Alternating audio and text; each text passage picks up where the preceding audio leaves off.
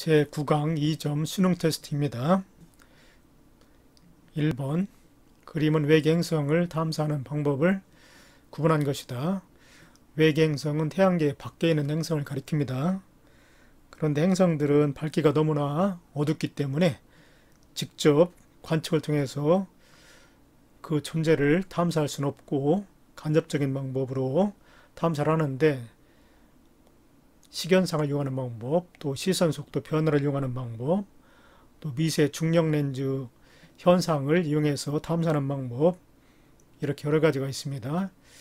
그런데 이 중에는 밝기 변화를 이용해서 측정하는 방법도 있고 그렇지 않은 방법도 있는데, 밝기 변화를 이용하지 않는 방법 중에 시선 속도 변화 방법이 있습니다.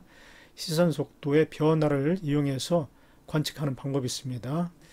이건 어떤 현상이냐면은 행성의 질량이 너무 커가지고, 외계 행성의 질량이 너무 커서 행성이 별 주위를 공전운동할 때 별도 제자리에 있지 못하고 별과 행성의 공통 질량을 중심으로 해서 서로 맞돌게 되는 현상이 나타납니다.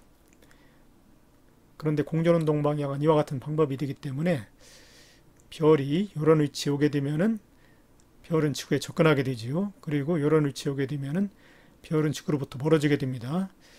그래서 우리가 관측할 때 별이 다가오기도 하고 멀어지기도 하기 때문에 별의 운동 속도, 우리가 바라다보는 방향의 운동 속도가 변하는 것처럼 보이죠. 이런 것을 시선 속도 변화라고 합니다. 그런데 별이 다가오게 되면은 별빛의 파장이 짧아지게 됩니다. 이와 같이 그림처럼 별빛의 파장이 짧아져 가지고 별빛의 스펙트럼에 나타나는 흡수선의 위치가 파장이 짧은 파란색 쪽으로 이동을 합니다. 이러한 현상을 청색변이라고 합니다. 그리고 이런 위치에 오게 되면은 별이 지구로부터 멀어지면서 별빛의 파장이 길어지게 되는데, 이때는 별빛의 스펙트럼에 나타나는 흡수선의 위치가 파장이 긴 빨간색 쪽으로 이동을 해가지고 적색 편의가 나타납니다. 만약에 별 주위에 행성이 이렇게 공전운동을 하지 않는다면, 행성이 만약에 없다면 이러한 별빛의 파장 변화가 나타나지 않겠죠. 이런 파장 변화를 도플러 효과라고 합니다. 그래서 시선 속도 변화를 이용하는 방법은 별의 밝기 변화를 이용한 것이 아니라 별빛의 파장 변화를 이용해서 외계 행성을 탐사하는 방법입니다.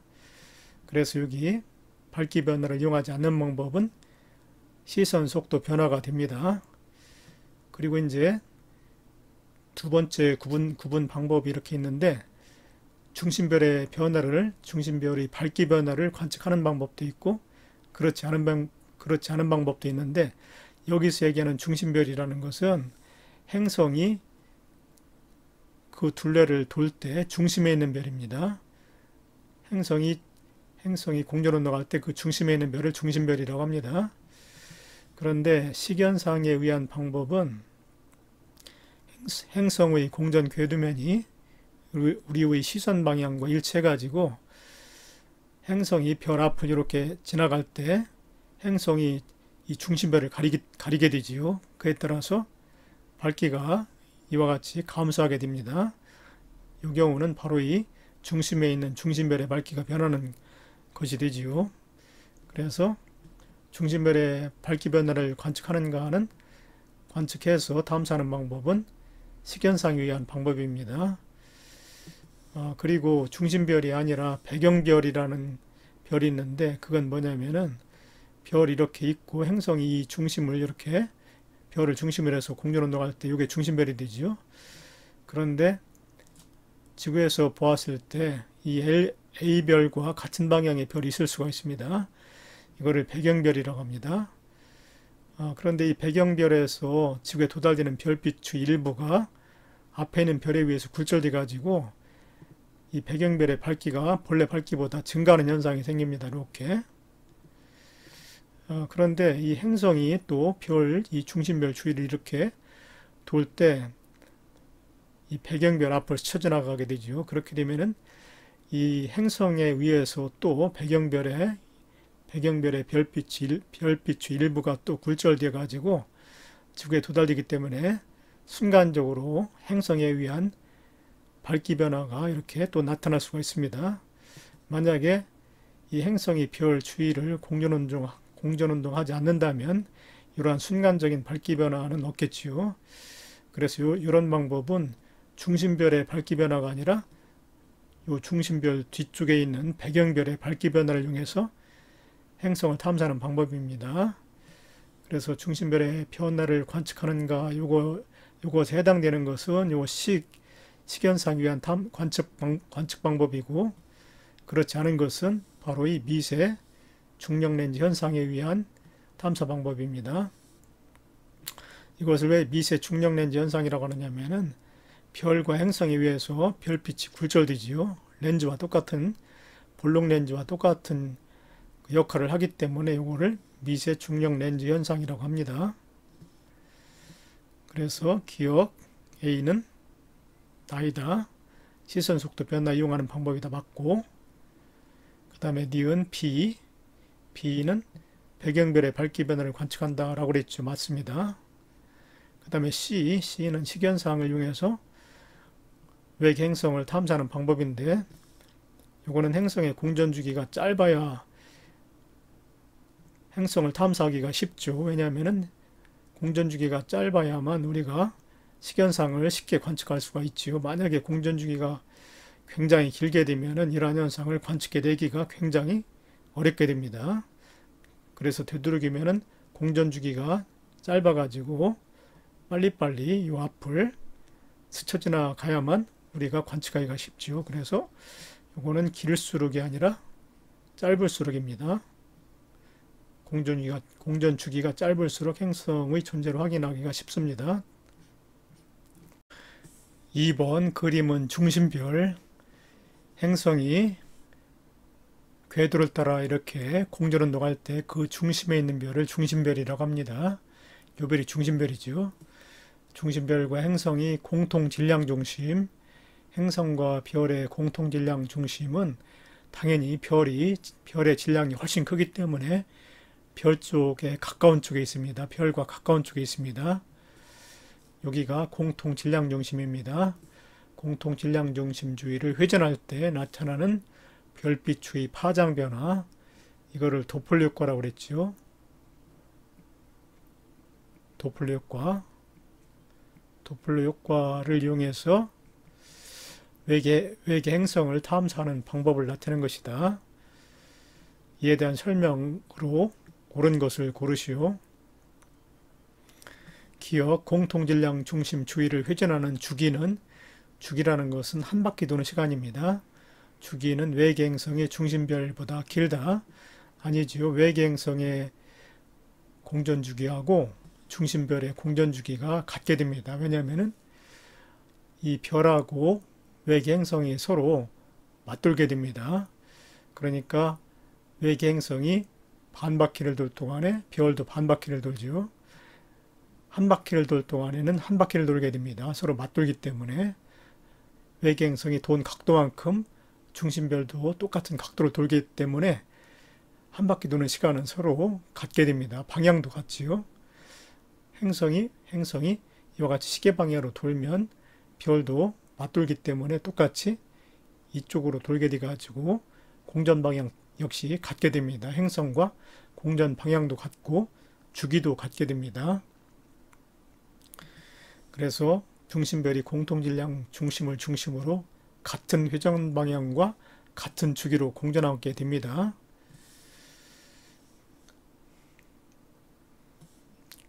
음, 1번 문제에서 나온 그림인데 이 위치는 바로 어떤 위치냐면은 행성이 지구로부터 멀어지기 때문에 별은 접근하는 위치입니다. 그래서 이 그림에서는 바로 이 위치죠. 별은 접근하고 행성은 멀어지는 이런 위치에 해당되는 그림이 바로 문제에 나와 있는 그림입니다. 근데 이때는 별이 접근하기 때문에 별빛의 파장이 본래 파장보다 짧아진다고 그랬죠. 이런 현상을 청색 편이라고 그랬습니다. 중심별은 접근하기 때문에 시선 속도를 마이너스라고 합니다. 접근할 때는 마이너스, 멀어질 때는 플러스라고 합니다. 중요한 건 중심별을 기준으로 했을 때 가까워지기 때문에 청색 편의가 나타납니다. 행성이 멀어지기 때문에 별이 접근하는 것입니다. 행성이 멀어지기 때문에 별은 접근하는 것입니다. 그래서 이거는 길다가 아니고 같다라고 해야 됩니다. 공전 주기와 회전 방향은 서로 같습니다. 그 다음에 별빛 기역에서 이게 기역이죠. 이 기역의 별빛은 별이 이런 위치에 있을 때 별로부터 방출된 빛이기 때문에 접근할 때의 빛입니다. 별빛입니다. 그래서 이런 경우는 접근할 때니까 청색 편의가 일어나죠. 그래서 별빛 기역에서 청색 편의가 나타난다. 맞습니다. 그 다음에 디귿, 행성의 질량이 작을수록 별의 시선 속도 변화가 크다. 아니지요. 행성의 질량이 크면 클수록 이 별도 더욱더 빠른 속도로 맞돌게 됩니다. 질량이 작으면 작을수록 느리게 맞돌게 되고 행성의 질량이 크면 클수록 별도 더 빠른 속도로 서로 맞돌기 때문에 시선 속도 변화가 크게 나타납니다. 행성의 질량이 클수록 별의 시선 속도 변화가 커집니다. 그리고 그에 따라서 별빛의 파장 변화, 도플 효과도 커지게 되죠. 그래서 더욱더 외계 행성을 관측하기가 쉬워지는 것입니다. 행성의 질량이 클수록 관측하기가 쉬워지는 이유는 이 도플 효과가 크게 나타나서 그렇습니다. 그래서 작을수록이 아니라 클수록.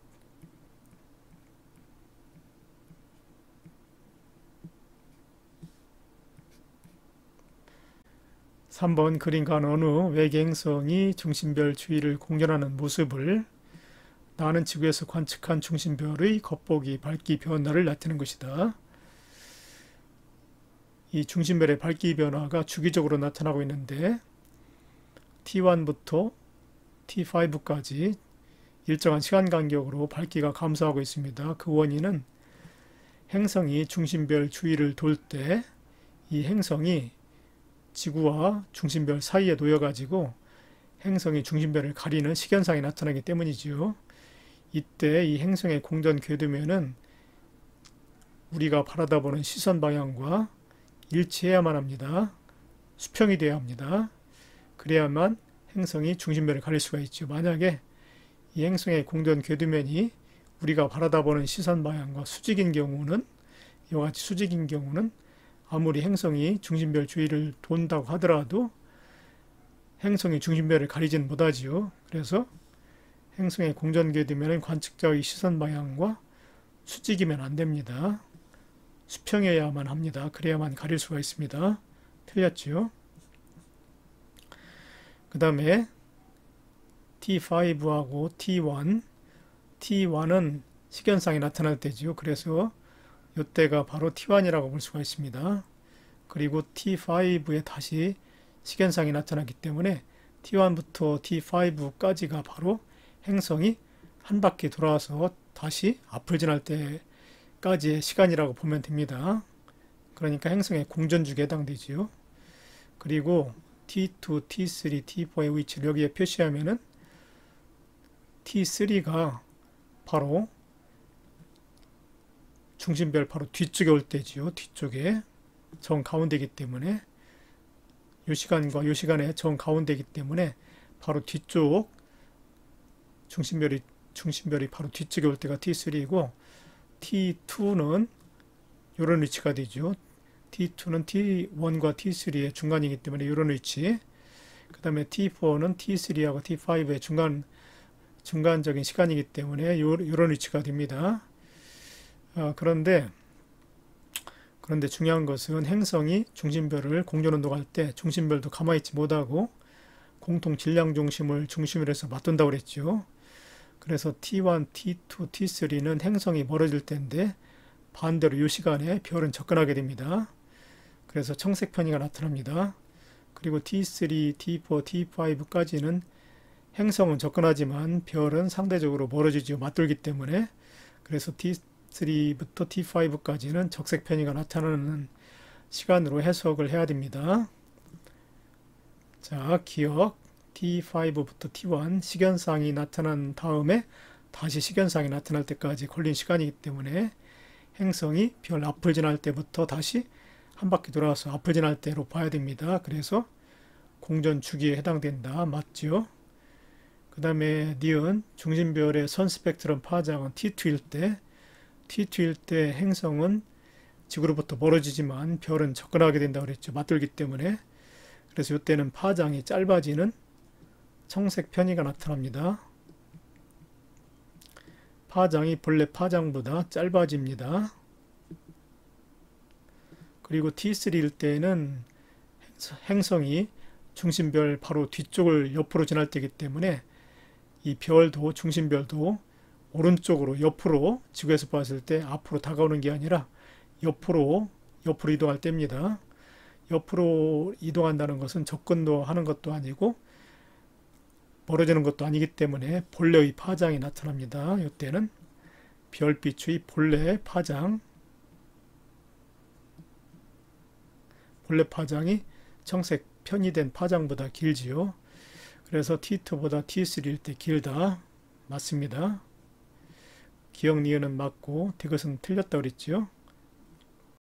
4번 다음은 어느 외계 행성계, 외계 행성계에는 태양계 밖에 있는 행성계를 가리킨다 그랬지요. 외계 행성계의 미세 중력 렌즈 현상, 이 미세 중력 렌즈 현상은 이와 같이 지구에 관측자가 있을 때 거리가 다른 두 개의 별이 이와 같이 같은 방향이 있어 가지고 앞쪽에 있는 별의 중력 때문에 뒤쪽에 있는 별빛이 지구에 도달되는 과정에서 굴절됩니다. 중력에 의해서 뒤쪽 별의 그 별빛이 굴절돼 가지고 마치 렌즈가 별빛을 굴절시키듯이 앞에 있는 별이 뒤쪽에 있는 별의 별빛을 굴절시켜 가지고 지구에 있는 관측자에게 모아져서 별빛이 모아져서 도달됩니다.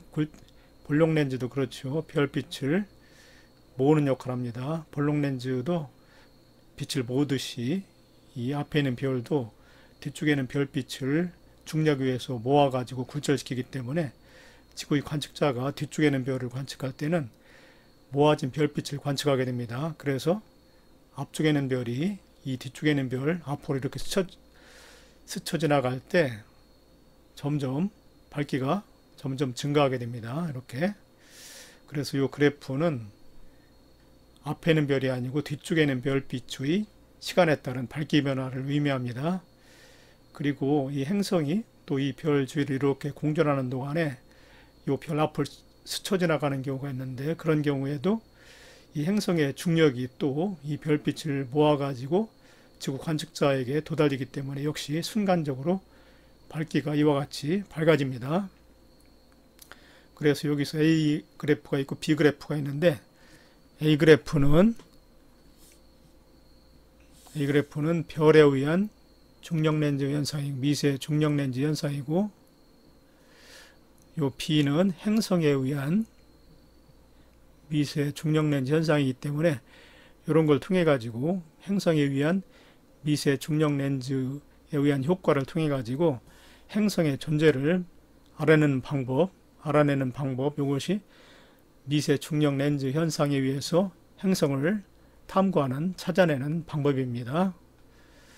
옳은 설명 고르기 기억 별 A가 아니고 이 그래프 A의 그래프는 방금 전에 앞에 있는 별의 밝기 변화가 아니고 뒤쪽에 있는 별, 배경별이라고 합니다. 이 별은 행성의 공전궤도 중심에 있기 때문에 중심별이라고 하고 이 별은 배경별이라고 합니다. 뒤쪽에는 별, A는 별, 니은이 아니죠.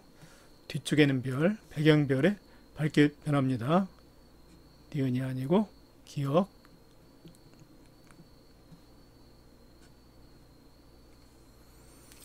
그 다음에 니은, B 방금 전에 요 순간적으로 밝기가 갑자기 밝아지는 이러한 그 변화는 행성에 의한 미세 중력 렌즈 현상이라고 그랬죠. 그래서 B는 행성에 의해 나타난 밝기 변화이다. 맞습니다. 그 다음에 디귿 이 탐사 방법 미세 중력 렌즈 현상을 이용한 행성의 탐사 방법이라고 그랬죠. 이 방법은 행성의 공전 궤도면이 관측자의 시선 방향에 수직인 경우에도 이용 가능하다. 그렇지요. 이 그림 공전궤도, 행성의 공전궤도를 두 가지로 그렸는데 수직인 경우도 있고 이 빨간 선과 같이 수평인 경우도 있습니다.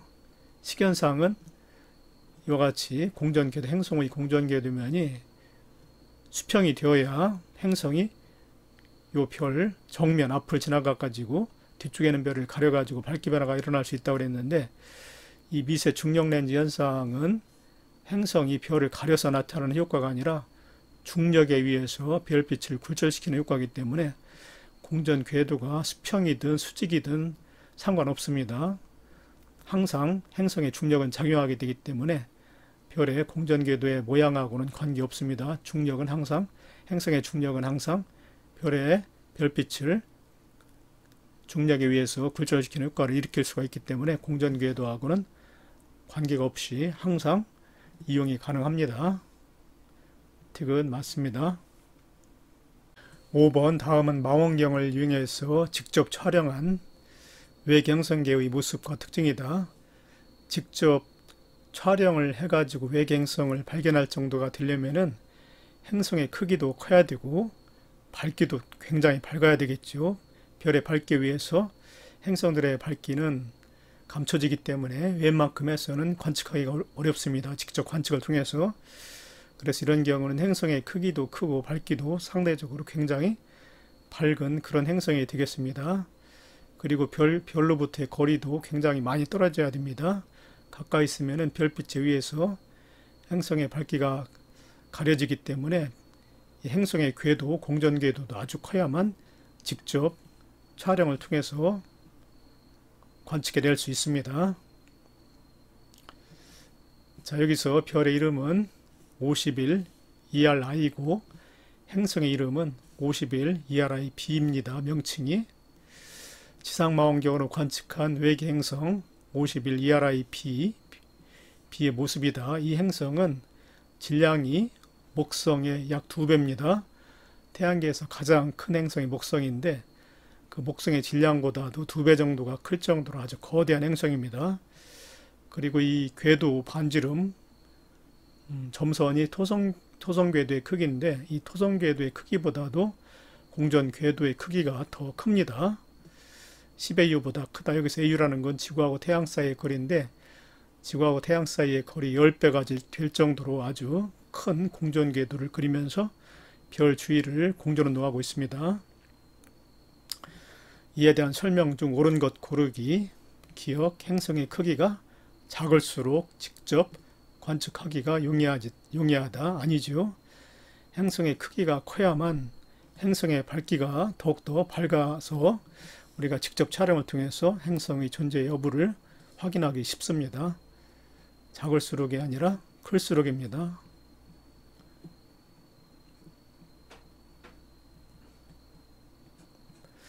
그 다음에 니은 별과 행성 사이의 거리가 가까울수록 직접 관측하기가 용이하다. 아니죠. 별과 행성의 거리가 멀어야만 멀면 멀수록 별빛 제위에서 이 행성의 밝기가 가려지는 현상이 나타나지 않고 행성 자체의 밝기를 우리가 관측할 수가 있죠.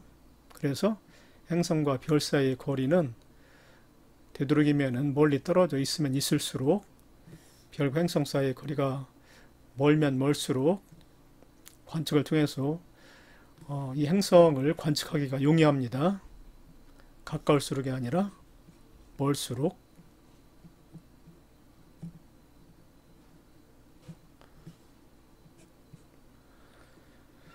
그 다음에 디귿 이 외계행성계까지의 거리는 지금까지 발견된 외계행성까지의 평균 거리보다 가까울 것이다. 맞습니다.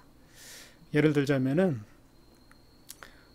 태양 바로 옆에 수성이 있죠. 근데 수성은 태양과 수성 사이의 거리에 비해서 지구에서 태양까지의 거리가 너무나 멀기 때문에 지구에서 수성을 관측하게 되면은 수성은 태양과 거의 붙어 있다시피 관측이 됩니다.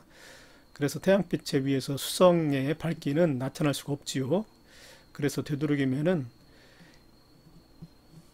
이 별과 행성의 거리가 지구로부터 가까우면 가까울수록 이 행성은 별로부터 떨어져 보이기 때문에, 많이 떨어져 보이기 때문에 평균 거리가 가까운 것이 유리합니다. 가까울수록 발견하기가 쉽습니다. 그래서 디귿 맞습니다.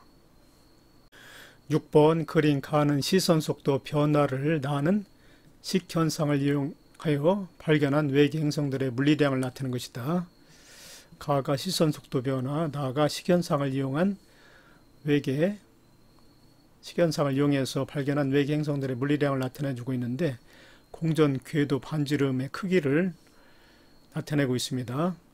공전 궤도 반지름은 뭐냐면은 별이 이렇게 있고 행성이 그 주위를 공전 운동할 때 행성이 돌게 되는 궤도의 크기를 반지름을 가리킵니다. 궤도의 크기라는 건 반지름이죠.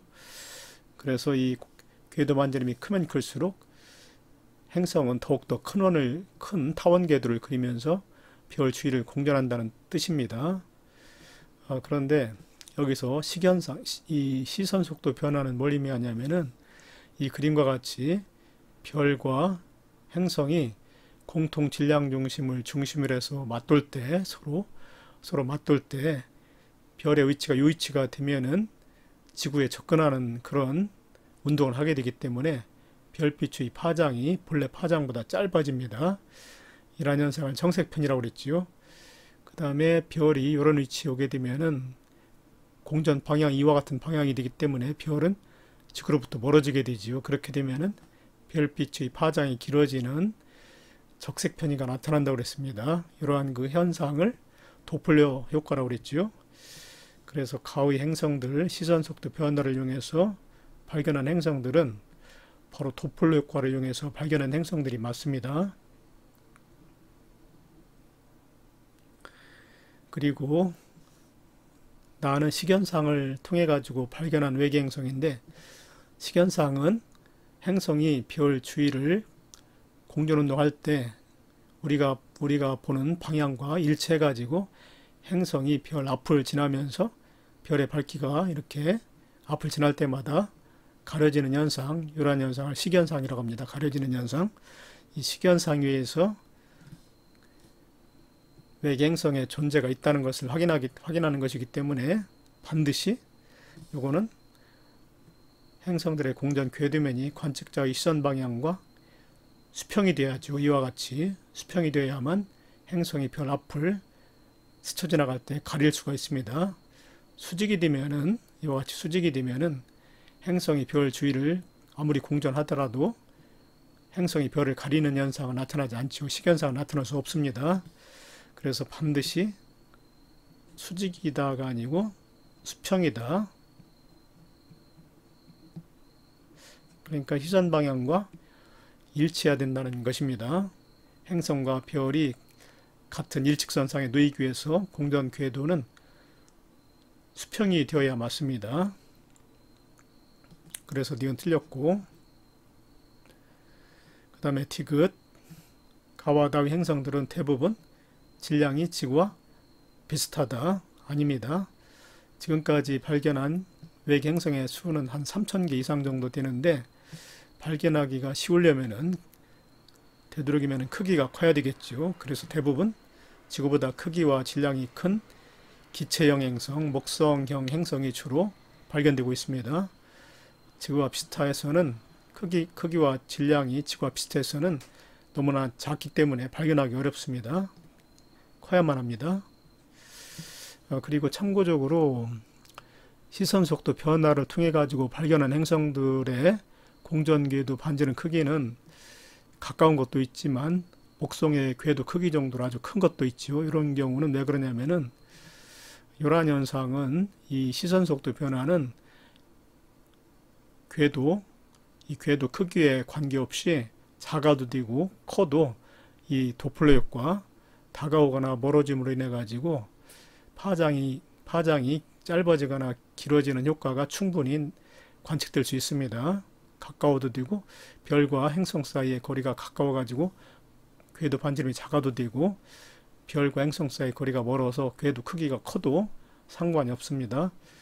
그러나 식현상에 의해서 외계 행성을 발견할 때는 공전 주기가 짧아야 되죠. 그래야만 식현상이 자주 일어나 가지고 우리가 관측하기가 쉽습니다. 만약에 이 공전궤도가 크게 되면은 한 바퀴 도는 공전주기가 매우 길어 가지고 관측하기가 매우 어렵지요.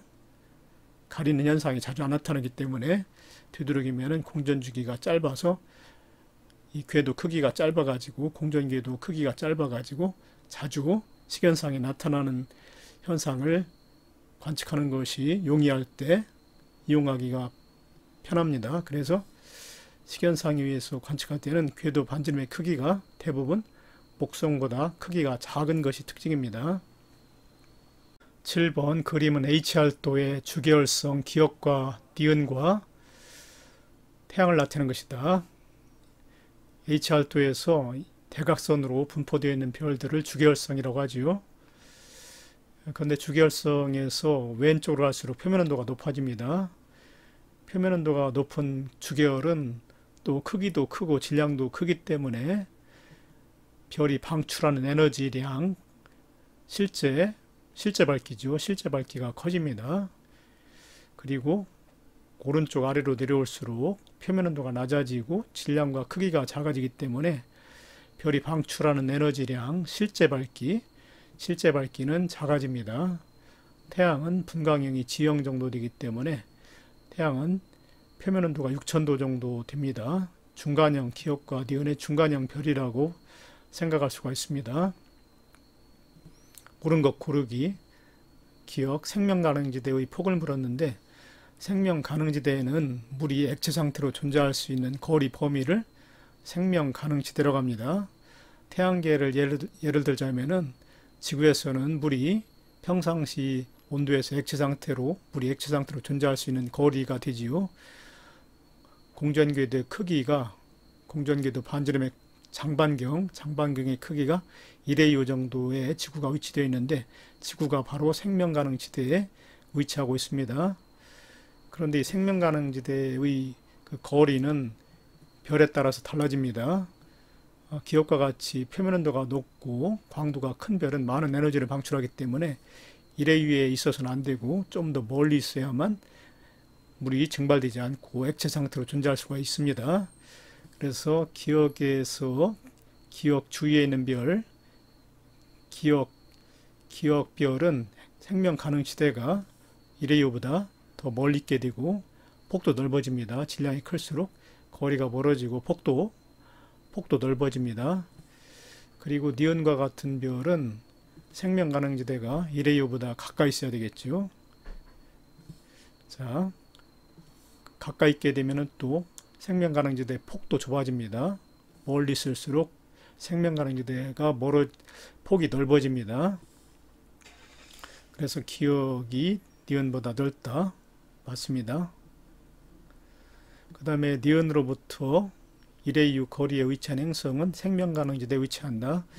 아니죠. 방금 전에 태양 정도의 표면온도를 가진 별, 광도를 가진 별은 1의 6 거리 정도가 생명가능지대가 된다고 그랬는데 이 니은별은 태양보다 작은 별이 되기 때문에 광도, 발생하는 주위로 방출하는 에너지량이 태양보다 적습니다. 그래서 생명가능지대가 되려면 1의 2보다 가까운 거리가 되어야 되겠지요. 그래서 1의 2 거리가 아니라 거리보다 가까운 위치, 가까운 거리에 위치한 행성이 생명가능지대에 위치할 수가 있지요. 틀렸습니다. 거리보다 가까워야 됩니다. 그 다음에 디귿 생명가능지대에 있는 행성에서 액체 상태의 물이 존재할 수 있는 기간, 기역이 니은보다 길다라고 그랬는데 그거는 뭐와 관계느냐면은 별의 그 진화가 얼마나 빠르냐 느리냐와 관계 있습니다. 근데 질량이 큰 별일수록 진화 속도가 빨라가지고 주계열에서 적색 거성이나 초거성으로 진화를 해버리게 되면은 광도가 발생하는 에너지가 크기 때문에 생명가능지대에 있는 물들은 모두 증발해버리고 맙니다. 그래서 기역별에서는 생명가능지대에 존재할 수 있는 지대에 있는 행성이 물이 액체 상태로 존재할 수 있는 기간은 짧아집니다. 그리고 니은에 있는 별들은 진화 속도가 느리기 때문에 오랜 시간 동안 이 주계열 단계에 머무를 수가 있어서 생명 가능지대에 있는 별들, 생명 가능지대에 있는 행성에서는 물이 액체 상태로 오랫동안 별이 주계열로 머무르는 동안은 계속 생명 가능지대에 위치할 수가 있습니다. 그래서 기억이 니은보다 길다가 아니라 짧답니다.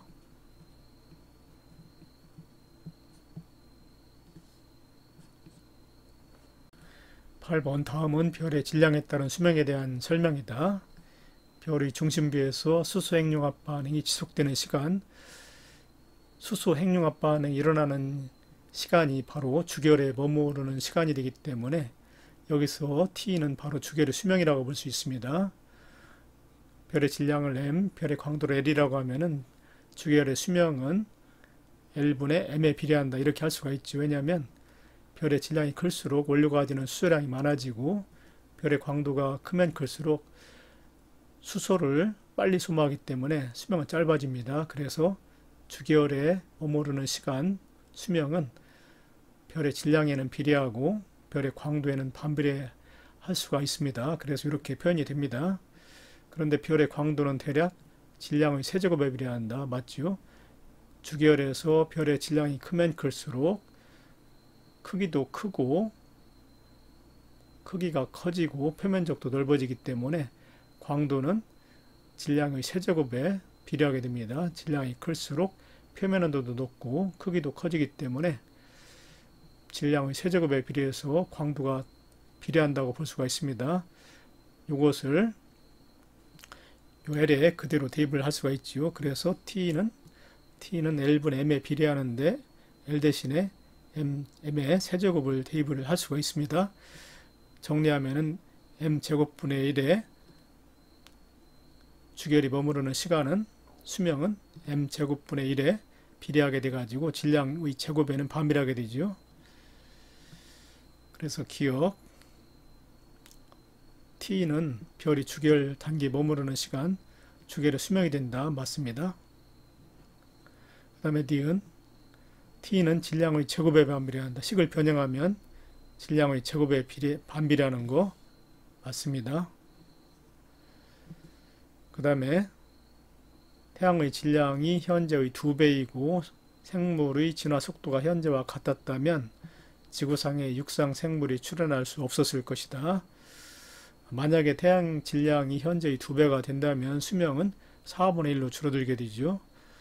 현재 태양의 그 수명, 주계열이 머물 수 있는 시간은 100억 년 정도 되는데 만약에 태양이 현재 질량의 2배가 된다면 수명은 4분의 1로 줄어들어서 25억 년이 되었을 것입니다. 그런데 지구상에 육상 생물이 최초로 출현한 시기는 고생대 중기고 지구가 탄생된 지 40억 년이 지난 후입니다. 왜냐하면 이 지구의 그 현재 나이가 45억 년 정도 되고 고생대 중기는 5억 년 전부터 시작되었기 때문에 약 40억 년이 지난 후가 되어서야 육상 생물이 출현할 수가 있었습니다. 그런데 만약에 태양의 수명이 25억 년으로 줄어들게 되면 이미 태양은 백색 외성이나 이런 그 조그만 별로 변해버렸을 것이기 때문에 지구상의 육상 생물은 출현할 수 없었을 것입니다. 이것은 맞습니다.